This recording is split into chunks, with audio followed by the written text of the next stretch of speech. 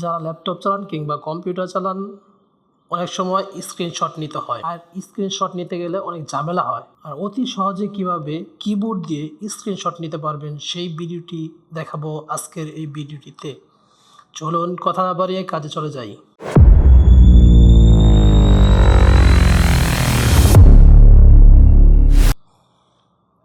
Windows plus shift plus S এখানে click করলে এমন একটি প্লাস চিহ্ন দেখাবে।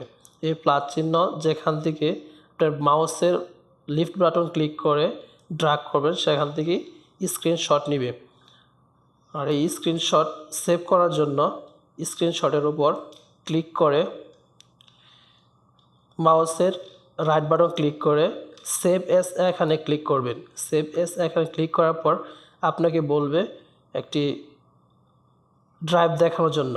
আপনি যেখানে সেভ করবেন সেখানে ড্রাইভটি দেখিয়ে দিবেন এবং সেভ ক্লিক করে দিবেন।